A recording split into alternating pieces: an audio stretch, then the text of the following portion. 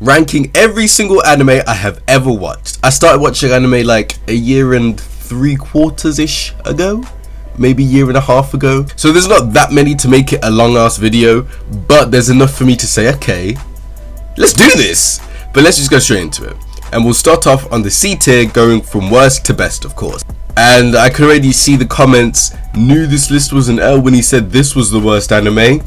But it is Dragon Ball. This is genuinely the worst anime I have ever watched, and I assure you this is far from satire. If I was a 7-year-old kid, I might be able to see the appeal, since my comprehension levels would be the same as a crow. And I'm not joking, they are the same as a crow 7-year-olds. But I watched around like 70 episodes of this anime, and nothing enticed me or made me want to watch more besides the words of Dragon Ball fans hyping up the show. It lacks any complexity within the story or any characters, and I could not go any further.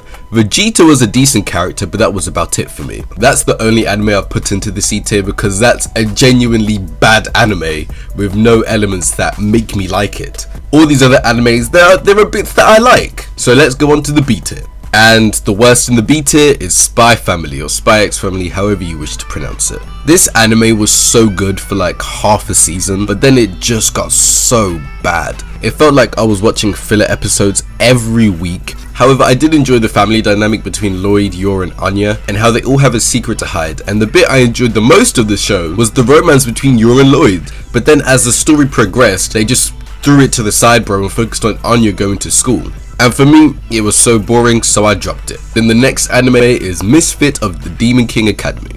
This anime is genuinely just not bad. I have nothing to complain about strongly, but it's just that other animes I just prefer more. I also just don't think they did anything too amazingly for me to put it any higher. Arnos is definitely a great MC, but outside of that, none of the characters interested me too much. The story was slightly compelling, but the main thing that kept me watching was to see the true extent of Arnos' power. And even now, I haven't seen it, which is absolutely crazy because how overpowered can one guy be? There's not much to complain about with this anime, but also close to nothing to praise. So on to the next. And that is Blood of Zeus. I think a lot of people haven't heard of this or haven't watched it. And this anime was actually in the C tier up until I realized I was being racist, bro. Because this is a very Netflix anime. When it comes to Netflix animes, bro, no anime is more Netflix than this. I've never actually had a conversation with anyone about this anime or heard anyone having a conversation about this anime. But it's a great story with great characters and twists, and I don't really have many bones to pick about it. If you watch this anime, let me know what you think of it, but I recommend people watch it. But the reason I have it so low is because it's completely unfinished and other animes have better elements to them. But then next on the list, boy oh boy, Tokyo Ghoul. This anime, season 1, great. Season 2, great as well in my opinion, but season 3 is genuinely almost as bad as Dragon Ball. Kaneki is easily a top 10 MC for me, with his writing being absolutely gorgeous and the themes conveyed within the show being so prevalent. It's not one of those shows where you have to watch analytical videos just to see how greatly written it was, with Kaneki being an individual seeing both sides of discrimination between humans and ghouls, since he is both human and ghoul, but also having issues within himself, like not knowing who he is himself.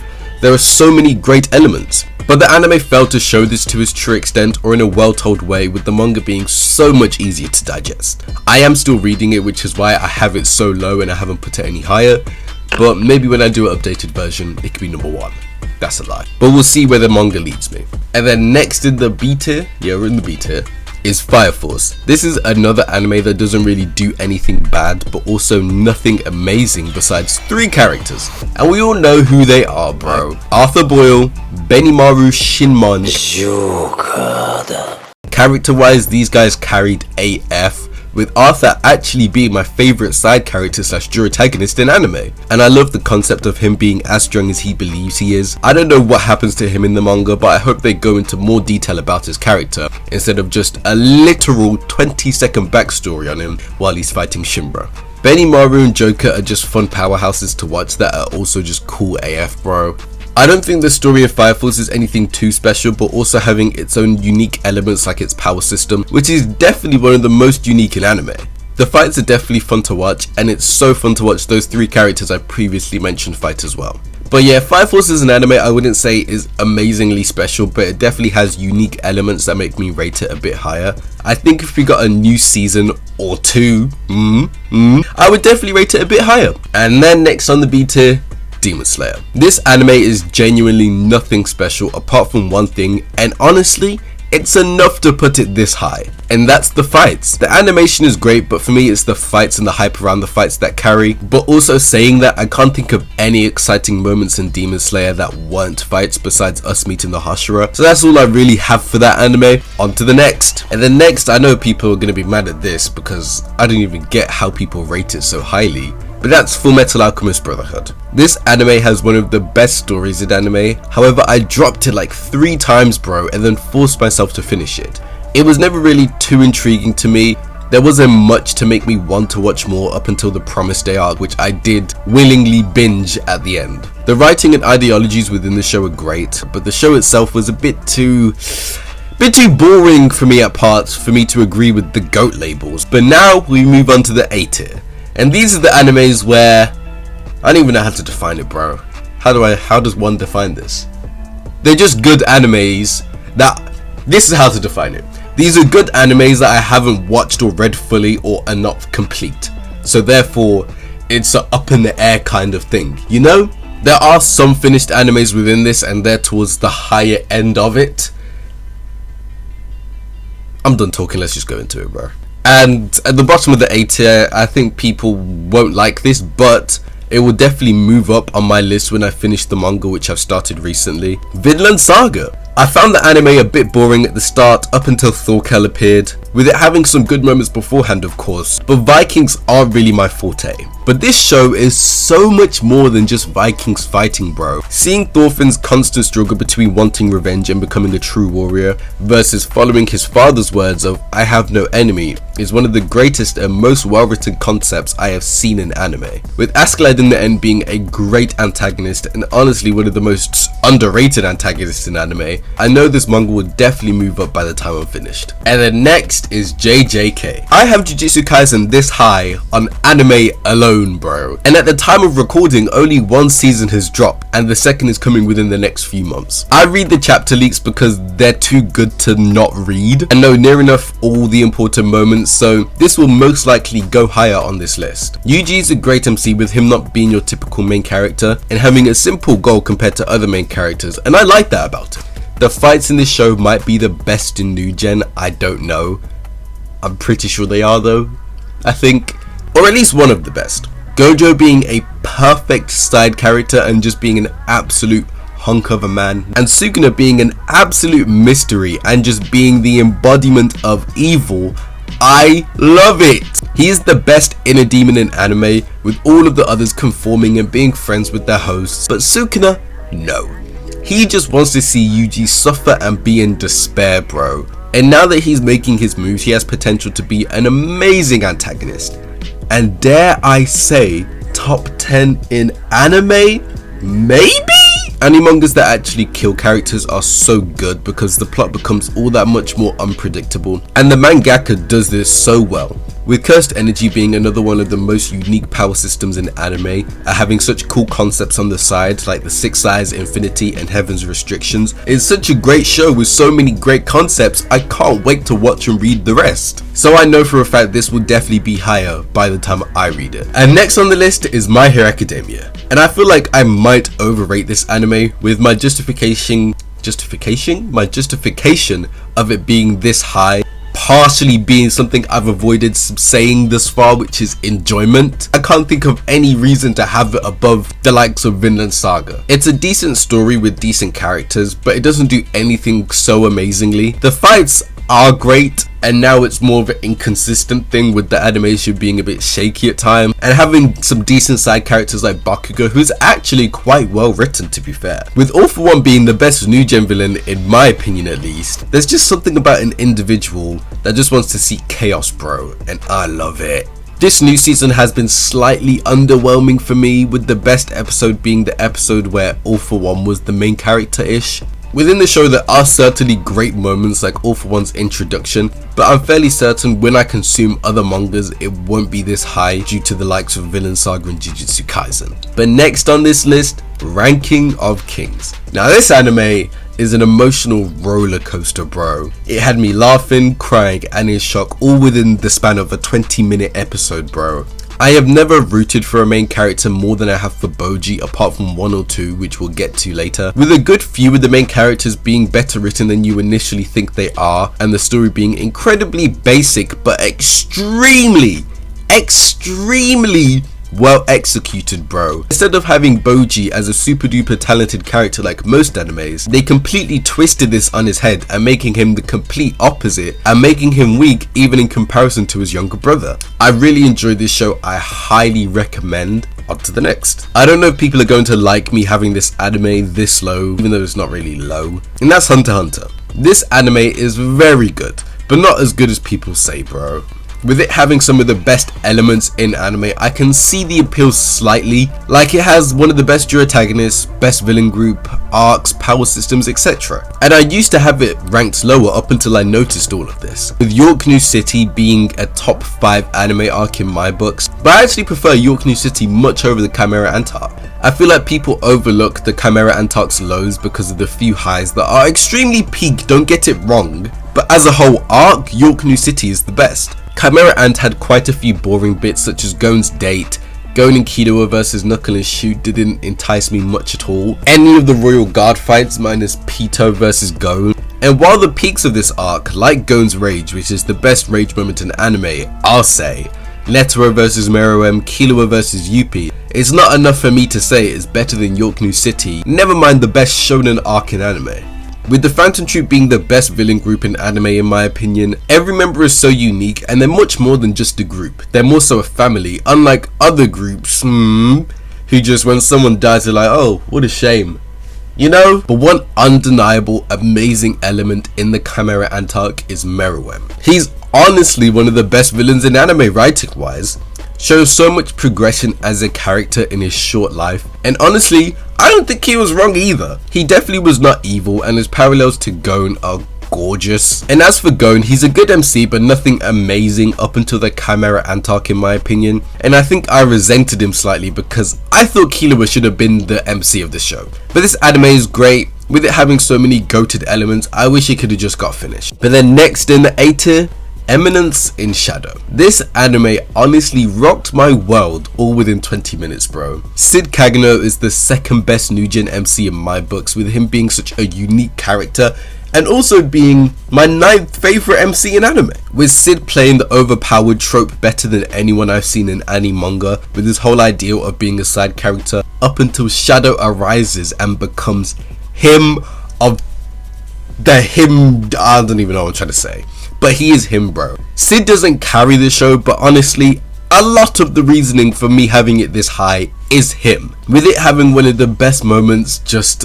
I've seen in anime in a long time, bro. A lot of my justification is just Sid, and I don't care if you don't like that. But now we enter the top 15 territory, but we're still in the A tier. We're still in the A tier, guys.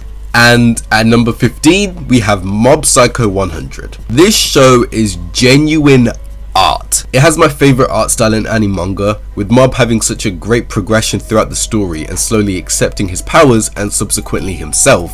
There are so many great moments within this show, and I confidently have it above every other anime I've spoken about beforehand, with it having such a great side cast with characters like Dimple, Reagan, Teru, and with Mob helping all of these characters progress into something greater than they were beforehand. And it's not even just the side characters but the villains too. The power system is honestly one of my favorites in the anime, and this anime would be perfect for me, I am not joking, if the first half of season 2 wasn't dog. But it's still this high nonetheless, with season 3 having one bad episode in the whole season, and that was the first, with every other episode of that season offering something so great as some of the best episodes of anime in 2022, and the ending being absolutely amazing, and honestly the second best ending to a show I've seen in anime. I love this show. I can't believe it's actually finished, and Reagan is the GOAT, bro. But on to the next, which is number 14 and the last anime in the A tier, Naruto. I count Naruto, OG and Shippuden as the same thing, bro. Like, I don't know why I wouldn't. Honestly, I don't know where to start with this. I feel like a majority of people might feel it's too low, but I think this is ranked perfectly. Naruto is a consistently good show with a few flaws I just can't look past. The side cast was so good but completely underutilized, but Sasuke's tie for me is the best protagonist of all time. I'm due to release a video about Sasuke and his writing, stay tuned for that. But Sasuke in OG Naruto was a decent character with some great moments. You seem to be very proud of these arms of yours. You must be very attached to them. No! What are you doing? But his character became 1000 times better in Shippuden, as he fell deeper and deeper into despair and becoming an absolute demon bent on revenge. With him also having such a unique, I'll say, outlook on life and certain situations. Versus Naruto, who was amazing in OG Naruto, so enjoyable, and is the other character I said that I rooted for more than Boji, with him just being an absolute goat and proving everyone wrong to move towards his goal. In Shippuden, he was just chasing Sasuke over and over, and his character just became less interesting to me, and I don't know why he said, "How can I become Hokage if I can't even save a friend?" Because he could have, bro. He very much could have. As well as these characters, we have Itachi, who is one of the best philosophers in human history, and one of the best side characters in fiction. With him also having such an eye-opening outlook on life and just being a cold-ass dude.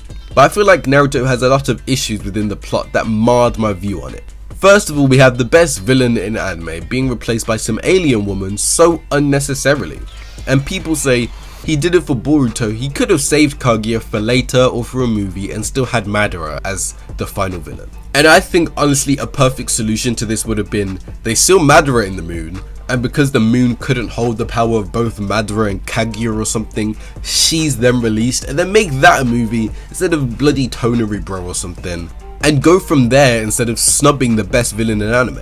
I already have a video explaining Madara's character, go tune into that after, wink wink. Talk no Jutsu got so annoying and worsened the plot for me, as it lessened the consequences within the show, such as the end of the Pain arc bro, when Nagato revives everybody. He went through years of planning just to have a 5-minute conversation with Naruto and change his mind. It made the arc feel completely pointless and making me think Jiraiya died for absolutely nothing, and the same for Obito. Him changing his mind made me feel like everything he did was for naught. Naruto has some great elements I won't deny, with having the best fights in anime in my opinion, and having such great power concepts like Jujutsu Kaisen with the Sharingan, Rinnegan, etc. And a great story, but just wasn't executed to its full potential, I believe. But it's still great nonetheless. And now, ladies and gentlemen, we are into the S tier. At the bottom of the A tier, we have Code Geass. This anime is mixed for me because I actually found it quite boring up until the end of season 1, but the story is undeniably great. My favorite genre is psychological animes by a large margin, be that. Don't know why I said be that, but whatever. So I knew I'd enjoy it, with Lelouch being one of the most enticing and polarizing main characters in fiction, I will say. And everything he says seems like something a terrorist group would put as an Instagram caption because it's just so cold. And I'm not gonna lie, he really did carry a lot of the cast, with other characters being decent like Suzaku. The story was great and progressed amazingly, but Lelouch made the show what it was. Seeing Lelouch use evil to crush evil but hurt those closest to him in the process in the name of a just society is absolutely gorgeous, bro. I won't go into spoiler territory because I feel like this is something people truly need to experience for themselves, but this show has the best ending in anime for me, and frankly, it's not close. But on to the next anime in the S tier, and that is Samurai Champloo. Honestly, 25% of the reasoning behind this placement is just straight vibes. The soundtrack is so amazing and the settings within the show are so great. The three main characters are so good, and the second best trio in anime, I will say, with Mugen and Jean being the best duo within anime and having such great writing behind them, and seeing how they met so recently but they're more than willing to do anything for each other. I feel like I should do a whole separate video on them. Every episode did seem a bit random, but it progressed them along geographically within the show and helped us little by little to understand each of the three main characters, with near enough every episode having so much more of a deeper meaning behind it. And the last 3 episodes of that anime, bro, some of the best anime I've just consumed in my life. But the placing of this is purely enjoyment and just vibes. But I love this show, bro. I need to watch more samurai anime because this might just be my second favorite genre. But at number 11 on this list, I believe this is 11, Bleach.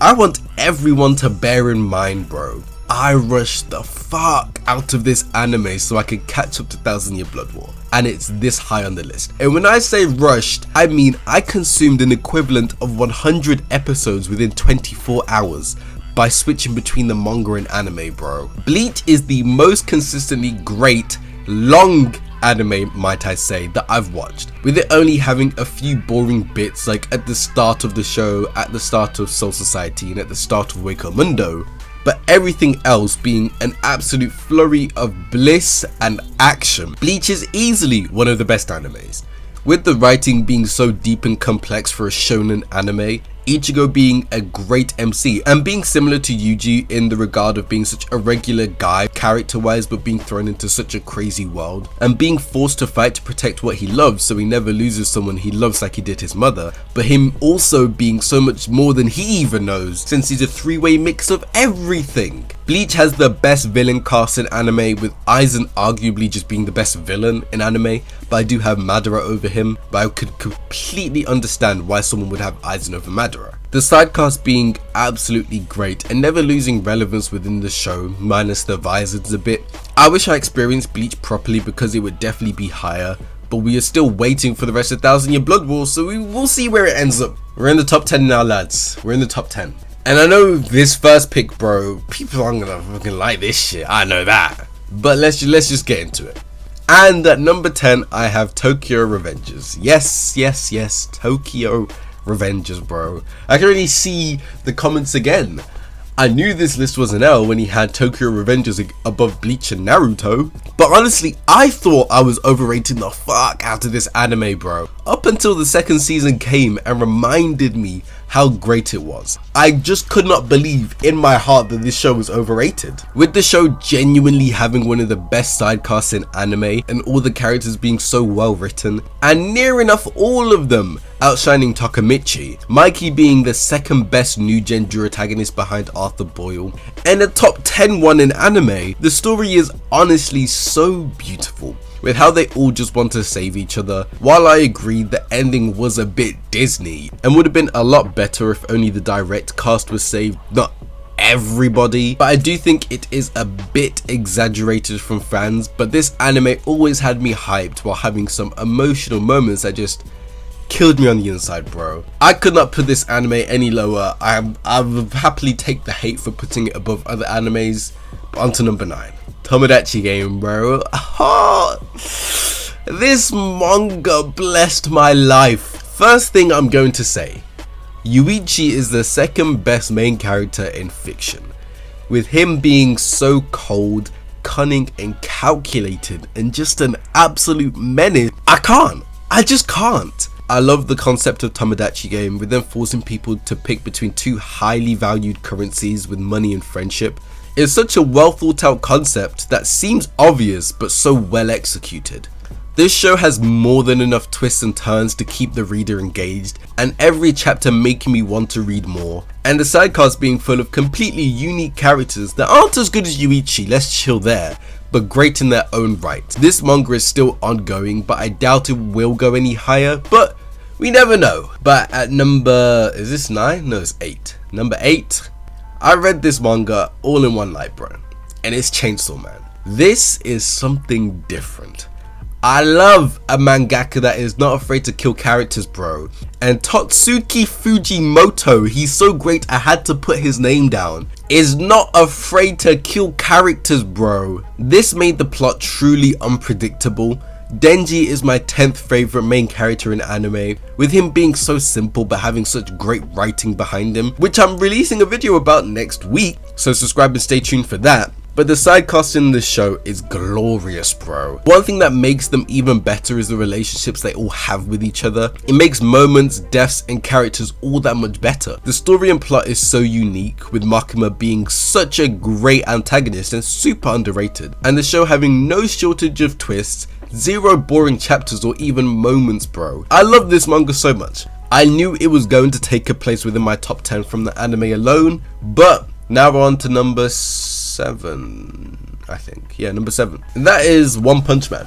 I don't get why people don't talk about this manga and anime more. It's so enjoyable and fun to watch, and Saitama is such a misunderstood and underrated main character. He deserves a video of his own. But this piece of art has no shortage of hype moments, with it executing build up greatly. The fights are amazing, and seeing Saitama blow his opponents no diff, I just said blow his opponents no diff, blow away his opponents no diff, never fails to shock me. Since the writer of One Piece builds up the strength of villains so well, which leads to so much hype behind each fight. And Garo is top 10, potentially even top 5 best antagonist for me in anime, and having such a great ideology and being an absolute badass bro that has no shortage of smoke for anybody who wants it. But I love this anime and I can't wait to see what the rest of the story has to offer. And at number 7, I believe, we have Black Clover. Black Clover is one of the most unoriginal animes that I've ever watched. But the thing is, all the elements they take, they do so many of them better than the animes it was inspired by. Asta is a great MC. While he's not deep or super well written, he's appropriate for his show. The side cast of this show being exemplary, especially considering the amount of characters there are and how nearly all of them progress so well. And one thing I think Black Clover does so well, which Naruto failed to do in my opinion, was handle the power creep within the show. In the Spade Kingdom arc, Tabata could have made so many characters irrelevant because they couldn't scale up to the same power as the Dark Triad, but all the main ones stayed relevant, with even Magna getting his own moment of glory. Elf Reincarnation is one of the best arcs I've watched in all of anime, and is just hype on hype from the very start, and was a great way to show the lore of the Black Clover verse. Yuno is a great antagonist, but I didn't really notice up until I read the manga, and the anime is so enjoyable.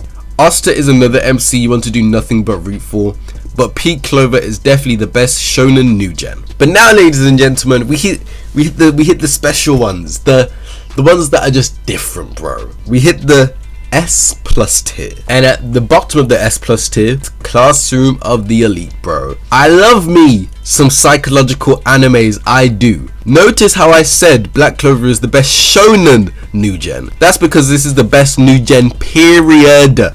This is the first anime I ever fully questioned if it was better than my favorite anime of the time, which it wasn't, but still. I binged the entire first season in one sitting and was lucky enough to only wait a few months for the next season. But now I'm reading the light novel, and Ayano Koji is him, bro. He is in my top 5 MCs in anime, and I don't even know why, but bro, he is so cold. While I wouldn't say this show is enjoyable, it makes up for it with how much it sucks you in out of interest, with it being quite a grounded anime compared to others like Black Clover, but still arousing so much interest from consumers and audience members. And the side cast makes this show so interesting, with all of them having their own agendas and disrupting Ayano Koji within the school and forcing him to be him. And the thing that makes this so good is seeing how the perfect human Ayano Koji operates in such detail around these bozos that are actually smarter than most. The way the manipulation within the show is shown is gorgeous, and having great side characters such as Ryuin, Koenji and Horikita, both of them by the way. This is a show that won't have you jumping out of your seat from excitement, but instead edging out of it out of interest. But now, ladies and gentlemen, top 5! It's time for the top 5! And at number 5, we have Steins Gate. This is the second best story I've ever watched in anime. Simple. Steins Gate is another anime that won't have you jumping out of your seat, but instead edging out of it, due to how intricate and interesting the story is. With it lacking overly exciting elements like Bleach or Naruto, it makes up for it with the realism it shows with the characters and their bonds. The side cast is one of the very best within anime, with everyone being well written, bro, even the characters we think nothing of. And Okabe being the absolute GOAT, bro. His character is so eccentric and over the top. I love it. His little idiosyncrasies like talking to his phone about the organization. I love it, bro. And then taking a complete 180 turn in Steins Gate Zero. But instead of his character becoming worse, it's just as good because of how real his character seems now. No anime has done time travel better than Steins Gate, with it going from 0 to 100 real quick and then 10xing to 1000 straight after. One thing I spoke about for Chainsaw Man was how the relationships between the characters makes them so much better. Steins Gate does this 100 times better than Chainsaw Man, and I'm not exaggerating. All of the relationships between each character is so unique and important. It shows you how every detail in the show matters, bro. I love this show.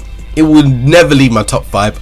I really do think that. But let's go on to the next, number 4. And this is Attack on Titan, the third best story ever told in anime. Eren Yeager, another top 5 main character for me, with the grown-up version of him being so cold and his ideals and beliefs surrounding freedom being so great and so greatly symbolized. Like, come on now, bro. With the story holding so much emotional weight, it's impossible not to consider it one of the best pieces of fiction, bro. The anime is so well executed, with the soundtracks, voice acting and everything accumulating together to make moments hit even harder than they initially do. Levi, one of the best side characters of all time. The writer made us feel so connected to each character, and with that we feel almost the same as they feel within each moment. With how near enough every day is life or death for the main cast, the show does not lack any stakes, bro. As well as this, the writer not being afraid to kill characters to show the reality of the world they live in. And one concept I really love within the show is how everyone in the world notices that they are all as bad as each other. Regardless of their race, they were all trying to protect things they love, from Reiner to Eren to, I dare say her name, but Gabi, bro. And people not even blaming Eren for the rumbling, but themselves for allowing the hatred to breed this far instead of doing the right thing. AOT is one of 3 perfect animes with Steins Gate, and another we'll speak about in a second. This show is art, bro. But we're in the top 3, ladies and gentlemen, and let's just go, bro. And at number 3, 7 Deadly Sins. This was my favorite anime for a hot minute, bro. Everyone has a soft spot for the anime that got them into anime, and this is that one for me. The story being so underrated and being relevant from start to finish. The fights in the anime always had me hyped, even the little ones like Meliodas versus some random holy knights. This anime was nothing but hype for me. With the 10 Commandments arc being a straight 10 and them being such an underrated group, the side cast is so great, with characters like Ban, Escanor and even Estarossa being massively underrated, and Meliodas being a great overpowered MC that doesn't just no diff his way through the series, which adds a great amount of excitement to each fight. And another thing I really like is the mangaka always gave us the things we wanted to see, bro. Like Ban versus Meliodas, Escanor versus Meliodas, and even just plot wise, like seeing Meliodas get revenge for Elizabeth.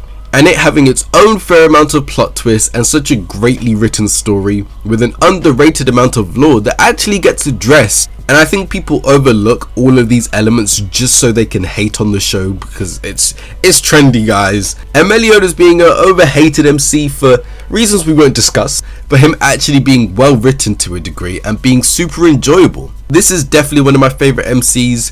Another one I don't see leaving my top 3, never mind my top 5, but on to number 2. Honestly, I don't know which one to put at number 2. I honestly love both of them, and I wanted to say they were tied for first, but that's too boring, bro. Come on. And it's out of Death Note and One Piece, bro. We'll start off with One Piece. This is truly the best story in anime ever told. Where do I even start? The amazing side cast, the amazing fights, hype moments, Luffy, the rich history within the story. Oda is a certified genius and gaps Shakespeare with writing 10 out of 10 times, bro. I've read Macbeth. You don't touch One Piece. One Piece is nothing that a first time watcher expects it to be. You expect the show to be childish and about pirates with no real consequences. But oh, how you are wrong. With it having so many real world issues within it and talking about them so perfectly, and all the main cast having their own bag of problems both mentally and in the real world, and Luffy just freeing them from all their stresses and burdens, bro. One Piece has the best discography of arcs in anime. While it does have the most, the top 5 One Piece arcs are better than other top 5 arcs for any show. And I would in fact rather watch the top 5 One Piece arcs than the entirety of some shows, bro. Luffy is one of the best written main characters in fiction, as well as the most enjoyable character in fiction, with him representing his ideals and symbolism stronger than anyone I've ever seen, with Luffy being the embodiment of freedom and freeing people, countries, and even being free of certain emotions. We're seeing how far Luffy is willing to go for his friends and having that energy reciprocated. It's gorgeous. As well as that, seeing Luffy move towards his goal is one of the best journeys one could experience as a human being. And not just Luffy, but the whole crew in general, bro. Seeing the belief that they have in their captain, this story is a genuine emotional roller coaster, with it having some of the best peaks in anime, and the most well thought out story and plot in fiction, without a doubt, bro. With it being such an enjoyable anime and having audience members feel as though they are travelling with the crew, and so many great villains like Doflamingo, who is top 5 in my books, that are all unique and important to the plot even now, and creating so many questions for us audience members, it's impossible for us to look away, and having so many unique elements like his power system, which is tied for first with Nen for me. But now that we're in the final saga, we'll see what Oda has in store for us. All I can say, bro, I'm here to enjoy and have a good time. But of course, the other anime I spoke about, Death Note. No anime has done to me what Death Note did to me, bro. I'm not even joking. Everything about this anime is amazing, and I genuinely have no issues with it being the other 10 out of 10 anime I listed with Steins Gate and Attack on Titan. I don't say why people say the show fell off after L died, because for me, L wasn't the show. It was Light. Seeing this mortal man with a god complex that could rival my own, strive to achieve such an impossible goal, and face the world's greatest forces, this is the best main character in fiction in my books, bro. Light is one of the most polarizing, exhilarating main characters to watch, and a lot of the time we call main characters enjoyable because they're stupid or funny. But not Light, he is enjoyable just because his character is so great and enamoring to me as an audience member. L is one of the best antagonists for me in anime, writing wise and just in general, with him antagonizing Light near enough perfectly. Their rivalry is the best in anime. The ending was a bit but at the same time there were only so many ways to end the show. But for example, if Light did win, would they continue the show up until he became god of the new world? Then would we have just continuously watched Light ruling it?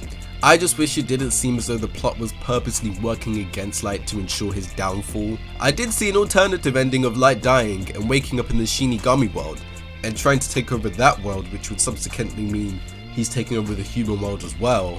And that would have been amazing because it would have extended the anime and made it a lot more interesting, with room to introduce new characters that could have been just as good as the ones we previously saw. That anime is something different, with L versus Light being a top 5 anime arc once again within anime. And while Nier and Mello were a downgrade from L, I think any antagonist you brought in was going to be a downgrade from L. But as for which anime is number 1, I have to go with Death Note. No anime has provided an experience like that for me thus far, and if I could rewatch any show ever for the first time again, it would undoubtedly be Death Note. I don't doubt though by the time I finish One Piece I will change my mind. Thanks everyone for watching, subscribe, like for the algorithm bullshit, and peace!